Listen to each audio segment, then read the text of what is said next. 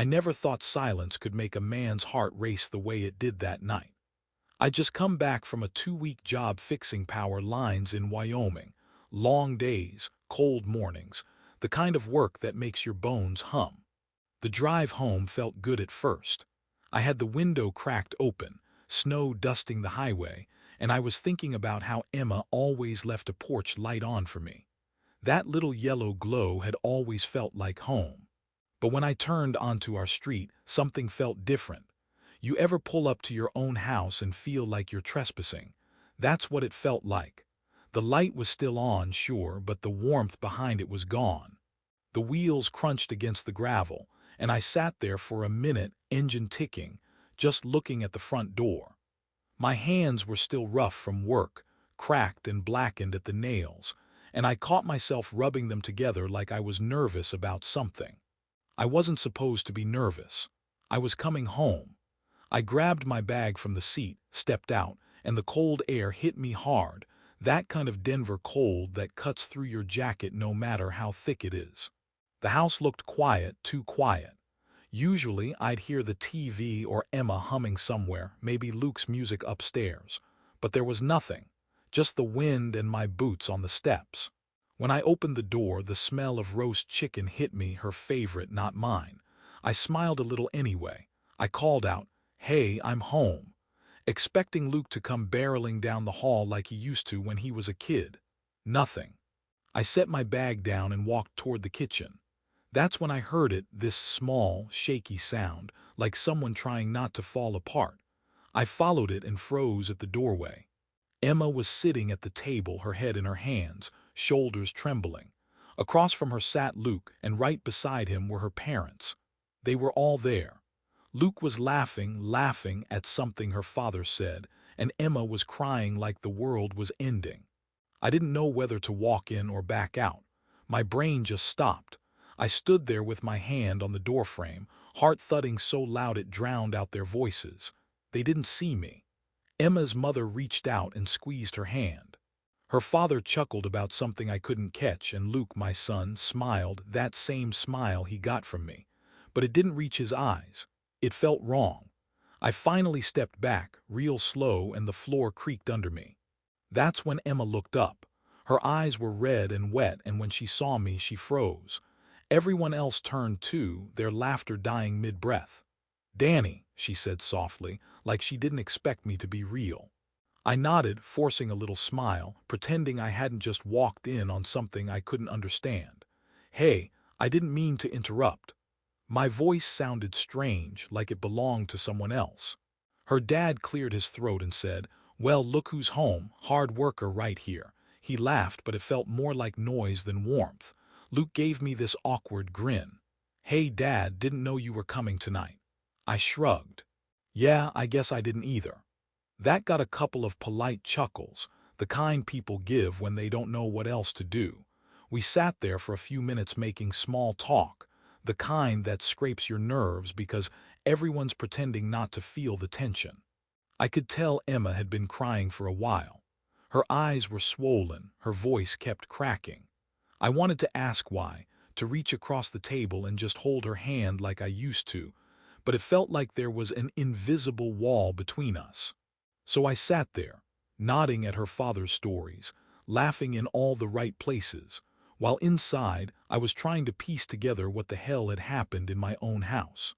When her parents finally left, I helped gather the dishes just to have something to do with my hands. Emma wiped her face, avoiding my eyes, and Luke headed upstairs, saying something about an early morning. The silence that followed was thick. I could hear the hum of the refrigerator and the faint ticking of the wall clock, sounds you don't notice until the conversation dies. I leaned against the counter. "Everything okay?" I asked quietly. She gave a quick nod. "Yeah. Just a long day." That was all, just a long day, like her tears were nothing, like the whole scene at the table hadn't happened. I wanted to push, but something in her tone told me not to, so I didn't. I just said, "Okay," and carried my bag to the bedroom. I unpacked in silence, folding shirts that still smelled like diesel and wind. When I looked at our bed, I hesitated before lying down. Emma came in later, moving quietly like someone sneaking through a stranger's house. She didn't say good night, just turned off the lamp and faced the wall. I lay there staring at the back of her head, remembering the way she used to curl up against me when she couldn't sleep. Now she was just gone, even though she was right there. I tried to tell myself I was imagining it, that maybe she was just tired, that maybe everything would feel normal again in the morning. But I knew better. You can tell when someone's heart has started to drift away from you. It's not something you hear or see, it's something you feel deep down, like a cold draft through a cracked window. I didn't sleep much that night. Around 2 in the morning, I got up and walked through the house. The leftovers were still on the counter, plates half-eaten. Luke's jacket was tossed on the couch. Emma's phone sat on the kitchen table, its screen lighting up once, a text from someone named Mom. I didn't touch it. I just stood there in that dim kitchen, listening to the hum of the heater, feeling like a ghost in my own home. You spend years building a life, thinking that hard work will keep it all together, the bills paid, the lights on, the roof fixed. But nobody tells you what happens when you come home and realize you've been gone in more ways than one. I thought I was doing right by them, being the provider, the man who kept the world from falling apart. Turns out, while I was out fixing broken lines across the state, something inside my own house had gone dark. I made myself a cup of coffee just to have something warm in my hands. The first sip tasted bitter. I laughed under my breath. Funny how coffee can taste different when your world starts to shift. I looked around the kitchen, the same place where we used to dance on Saturday mornings, where Luke learned to walk, where Emma once spilled flour all over the floor trying to bake me a birthday cake. Now it just felt small, heavy, like the air itself was holding its breath. I finished the coffee, poured the rest down the sink, and went back to bed before the sun came up. Emma was still turned away, breathing slow and even. I lay there beside her, staring into the darkness, wondering how two people who once couldn't spend a night apart could end up feeling like strangers sharing the same bed. That was the night I realized betrayal doesn't always come with yelling or slammed doors. Sometimes it walks in quietly, sits down at your kitchen table, and laughs while someone cries. The next morning felt strange right from the start. I woke up before the alarm, staring at the ceiling, listening to the sound of Emma moving around in the kitchen. She was quiet, too quiet. Usually she'd hum or talk to herself, maybe even yell up the stairs for Luke to wake up. But that morning, there was just the soft clinking of plates and the low hiss of the coffee maker. I stayed there for a while, trying to talk myself into believing everything was normal, that maybe last night had just been weird timing. People cry sometimes. Families laugh at the wrong moments. Maybe it didn't mean anything.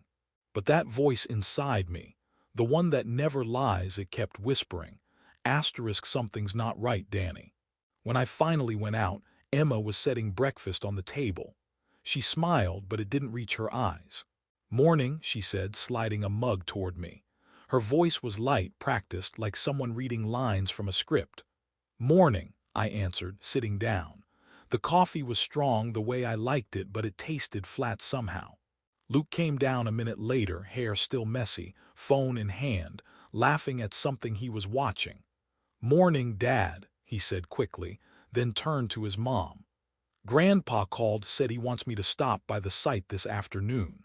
He's gonna show me how to run the new equipment." I looked up from my plate. "You're working with him now." I tried to sound casual, but the words came out sharper than I meant. Luke shrugged. "Just helping out for a bit. He says I'm a natural with tools." I forced a smile. "Guess it runs in the family." Emma gave me a quick look, that kind of look people give when they're hoping you won't start something. I didn't. I just nodded and went back to my eggs, though my appetite was gone. Her parents showed up again around noon. They didn't even knock, just walked in like it was their house. I heard the door open and her father's voice booming from the hallway, "Anybody home?"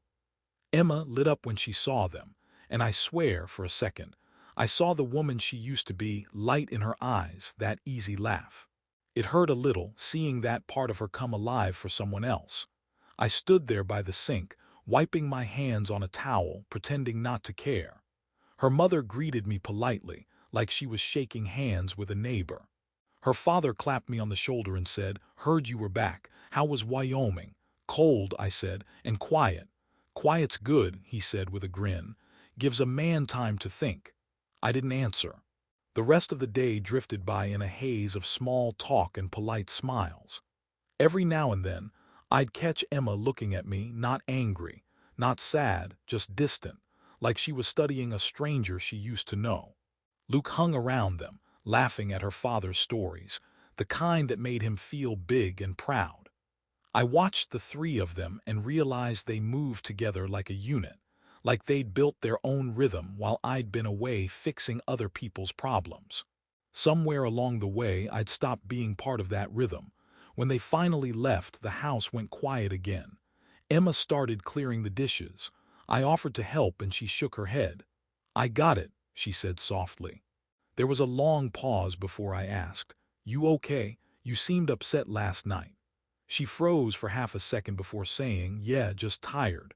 My mom brought up some old stuff. You know how she gets." I nodded, but I didn't believe her. I knew that kind of crying, the kind that doesn't come from a simple conversation. That was heartbreak crying. Later, I sat on the porch, drinking another cup of coffee, watching the snow melt off the railing. The sun was starting to dip, turning the sky this strange mix of orange and gray.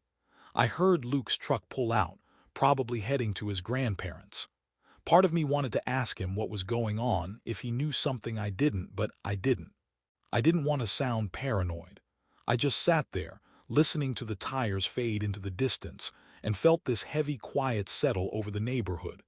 Inside, I heard Emma moving around. I went back in and found her at the kitchen counter, flipping through old mail. "You didn't tell me Luke was working for your dad," I said. She didn't look up. "He asked him while you were gone. I didn't think it'd be a big deal." "It's not," I said, though it was. "I just wish I'd known."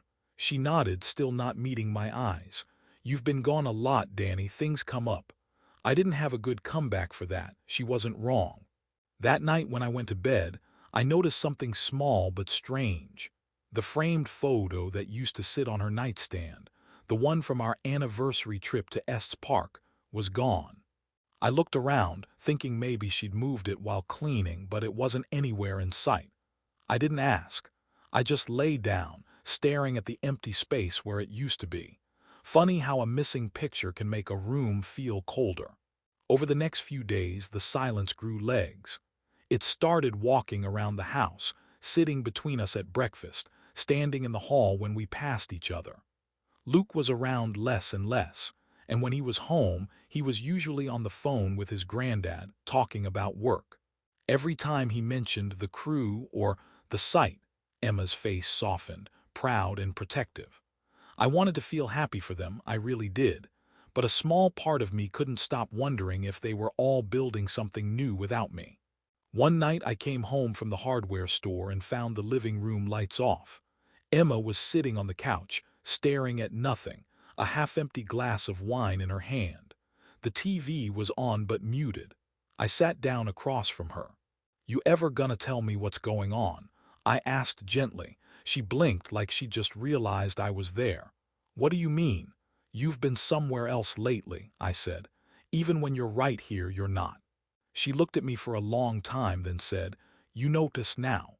Her voice wasn't angry, just tired. "Where was all that noticing the last 5 years, Danny?" I didn't know what to say. Maybe she was right.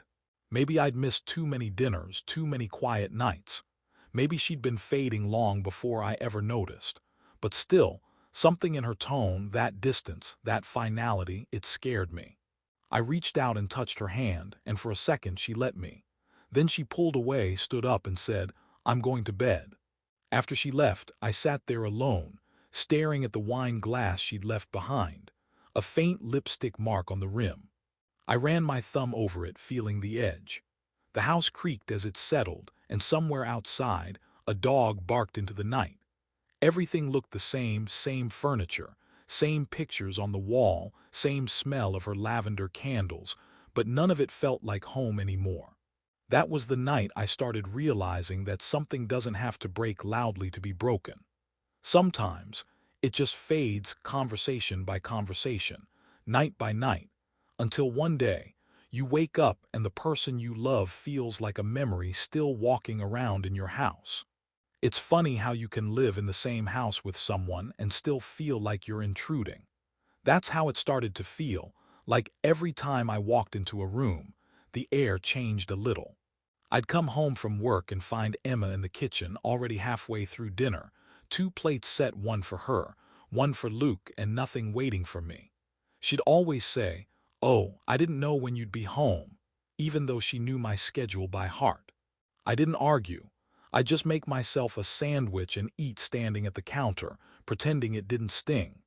Luke would come in sometimes, talking about his day on the construction site with her dad. "He says I've got a good eye," he'd say proudly. I'd smile and tell him I was glad, but deep down it twisted something in me. I wanted to be proud, and I was, but I also felt replaced. Like the part of me that used to belong in his life had been quietly handed off to someone else. One Saturday morning, I went into the garage to fix the shelf Emma had been asking about for months. The smell of oil and sawdust hit me, and for the first time in a while, I felt useful again. I was halfway through tightening a bracket when Luke came out, phone in hand. "Grandpa said to grab his toolbox," he said, not looking up from his screen. "He lent it to you last week." I looked around, confused. "That's my toolbox," I said. He frowned.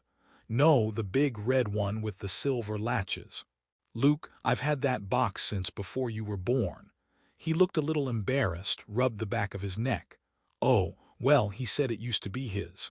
I let out a breath and handed it over. "Guess everything in this house used to be his, huh?" I meant it as a joke, but the words came out bitter. Luke didn't say anything, just took the box and left. The door slammed harder than it needed to. Later that day, I went looking for a photo album. The one Emma used to keep in the bottom drawer. I still remember that night like it just happened. There was something heavy in the air, like the world had gone still for a reason. I was sitting in the truck outside the house, just staring at the porch light flickering like it couldn't decide whether to stay on or die out. That little light had been there since the day we moved in. I'd fixed it a dozen times, but I never changed it. Guess I just liked the way it looked. That night, though, I hated it. It was like the house was warning me not to go inside. But I did. I walked through that front door and felt the silence before I even saw anyone. The kind of silence that feels alive, thick, almost humming with things you're not supposed to hear. I saw my wife sitting at the kitchen table, her hands clasped together, her phone face down in front of her. She wasn't crying this time. That almost scared me more than the tears. There was a stillness in her, like she'd already said everything she had to say in her head. When she looked up, her eyes didn't search for mine like they used to. They just landed on me, tired and quiet. "We need to talk," she said, her voice so calm it made my stomach twist. I nodded, set my keys on the counter, and waited. I didn't even know what I was waiting for, but part of me already knew it wouldn't be good. She started with something simple, something like, "I didn't plan for this." That's never a good start to anything. Then she said his name. A name I knew, but one that shouldn't have belonged anywhere near ours. Her sister's husband. My brother-in-law. I didn't react right away. I think my brain just froze. She kept talking, explaining things I didn't want to hear, late nights, long talks, moments that just happened. That's the thing people say when they don't want to admit it was a choice.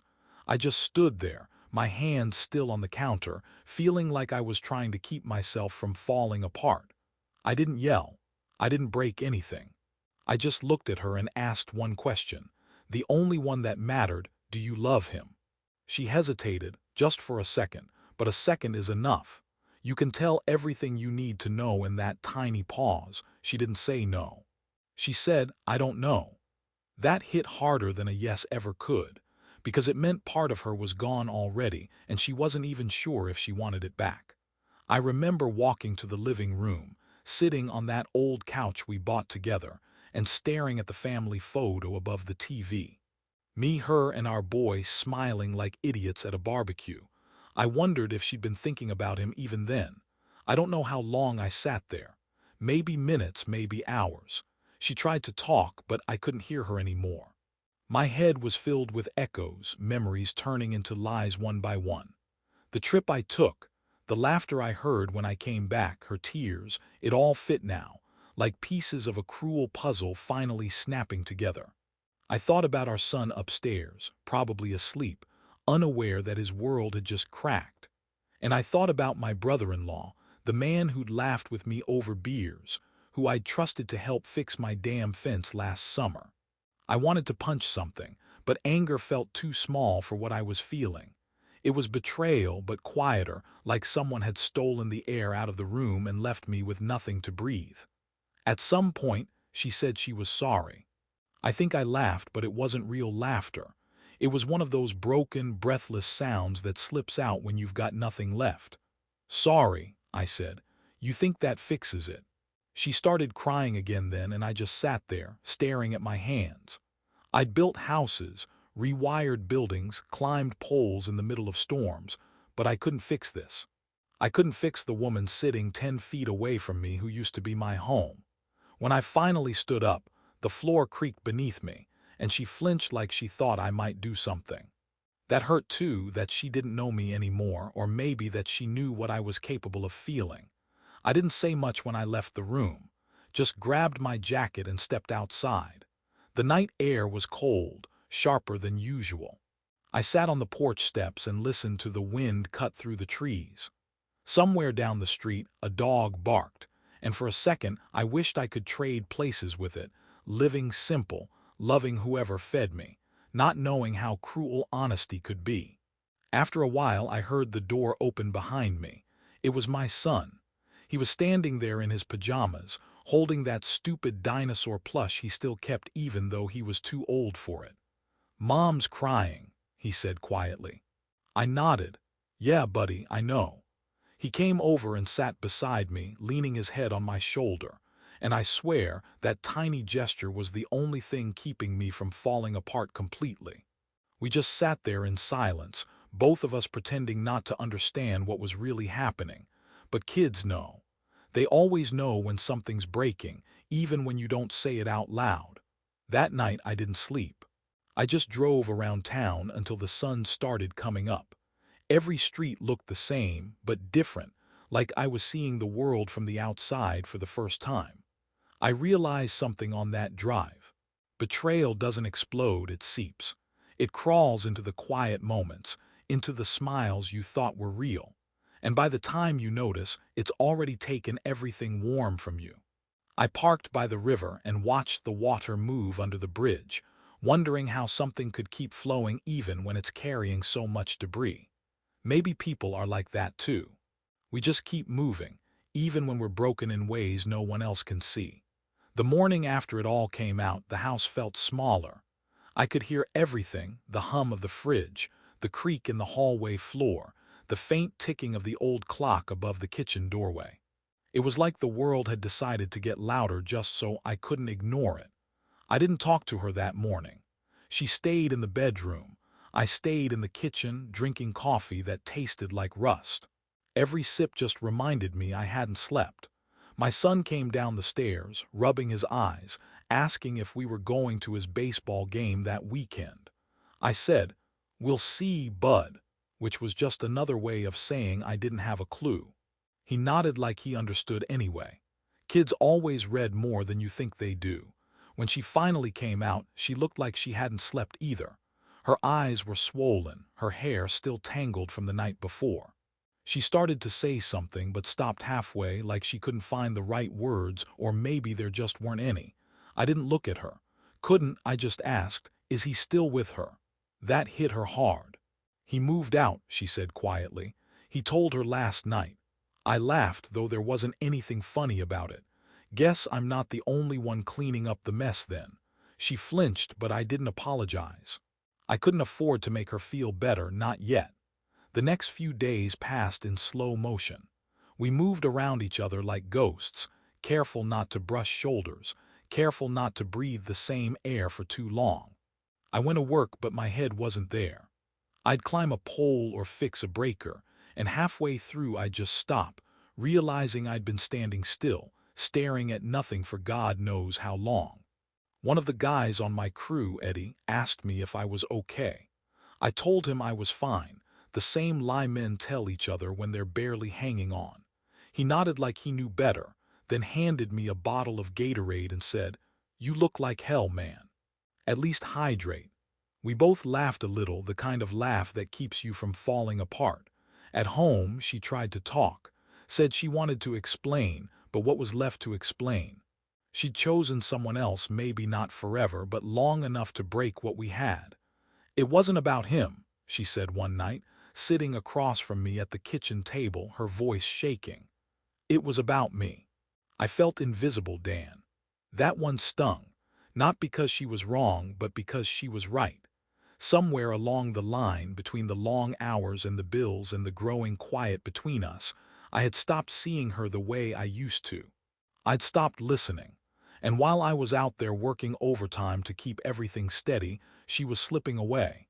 It didn't excuse it, not for a second, but it made it complicated.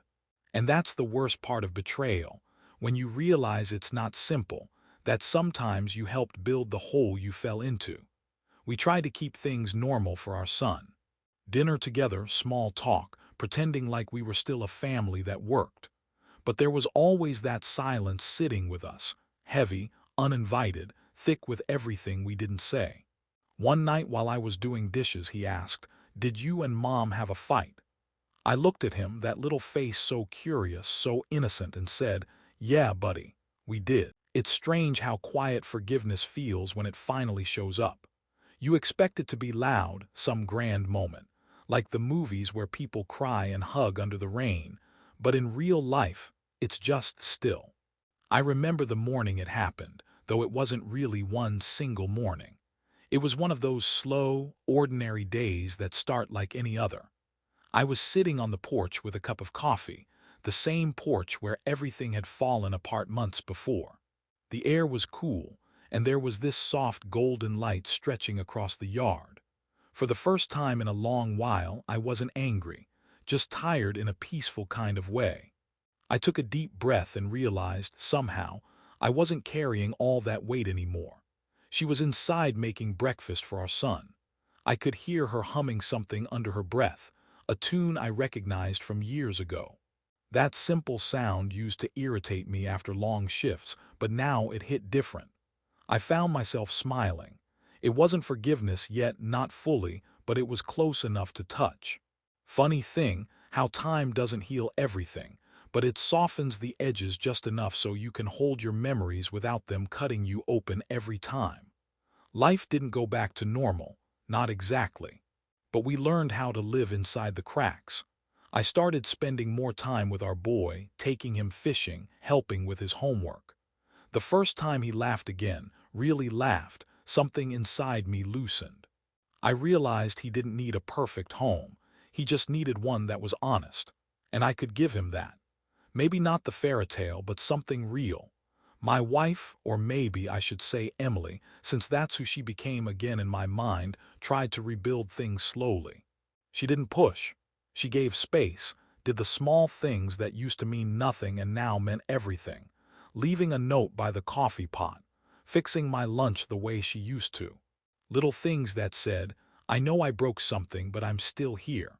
And I noticed them, every one of them. For a long time I didn't respond. But one morning I left her a note too, just 3 words, "Coffee still hot." I don't know if it meant much, but when I came home that evening, she hugged me for the first time in months. Not the kind of hug that solves anything, just one that says, "We're still alive." There were days when it still hurt. Days when I'd catch her looking at her phone too long, or when the name of her sister's husband came up in conversation, and everything inside me tensed. But then there were other days, quiet, easy days when we'd sit on the couch, sharing a blanket, watching our boy build something out of Lego, and I'd think, this is what surviving looks like. Not pretty, not perfect, but real. I learned a lot about myself during those months, about how pride can be just another kind of armor, heavy and lonely. I realized I'd spent years being a good provider, but not always a good listener. I thought fixing things meant buying new ones, not sitting down and asking what was really broken. And she learned, too, about honesty, about loneliness, about how love doesn't disappear when you hurt someone. It just hides behind the shame until you're brave enough to look for it again. Sometimes I'd drive out to the river after work, the same spot where I'd sat the night I found out. I'd park there, watch the water move under the bridge. It was different now, calmer, slower, reflecting the sky in soft ripples. I remember one evening there was this old couple walking by, hand in hand, moving slow but steady. They didn't say a word to each other. They didn't have to. I sat there thinking maybe love isn't about staying happy. Maybe it's about staying, period. About choosing each other even when you've both seen the worst. One weekend, her sister called, the first time since it all happened. Emily didn't say much, just listened. I could tell it wasn't easy for her. After she hung up, she sat beside me and said, "She's trying to forgive him too." I nodded, not sure what to say. Then, half smiling, I said, "Guess it runs in the family." She actually laughed, a real laugh, the kind that had been missing for so long. And for a moment, it felt like we were us again. Different, maybe older in spirit, but still us. The funny thing about pain is that it doesn't go away, it just changes shape. It becomes part of the story you tell yourself, a quiet background hum that reminds you who you've been and who you don't want to be again. I don't think I'll ever forget what happened. I'm not sure I should. Some things aren't meant to be erased, but I've stopped letting it define me. There's freedom in that, in knowing you survived something that could have hollowed you out completely. The other day, I was cleaning the garage and found an old photo of us, younger, smiling, covered in paint after trying to redo the kitchen. I stared at it for a while, thinking about how naive we were, how certain. But then I noticed something in the picture, my hand on her shoulder, her eyes looking at me, not the camera. There was something there I hadn't seen before, not perfection, but trust. The kind that comes from knowing the other person will mess up sometimes and you'll love them anyway. I put the photo back on the shelf instead of throwing it away. Maybe that's what forgiveness looks like, not forgetting, not pretending, just keeping the memory close without letting it burn you. Nowadays, I find myself laughing more. Not because everything's fixed, it's not, but because I've made peace with the cracks. Life's got a way of humbling you when you think you've got it all figured out. Turns out, love isn't something you hold tight. It's something you learn to carry gently, even when it's bruised. And if you're lucky, you get to keep walking beside the person who broke you, not because you forgot, but because you both decided the story wasn't over yet. It's been almost a year now since that night, the one where everything cracked open. Funny how time moves when you stop waiting for it to fix you. These days, the house feels different, not heavier or lighter, just honest. The walls don't hide secrets anymore. The air doesn't hum with unspoken things. Emily and I still live under the same roof, but we don't pretend it's the same marriage it used to be. What we have now is quieter, smaller maybe, but it's real. We talk more, not about love or forever or forgiveness, but about simple things. Dinner plans, our son's school project, the leak under the sink. And somehow in those little talks, I've found more truth than in all the big words we used to throw around. Our boy's growing fast. His laughter's back, and every time I hear it, it feels like the world gets another layer of color. He doesn't ask about that night anymore.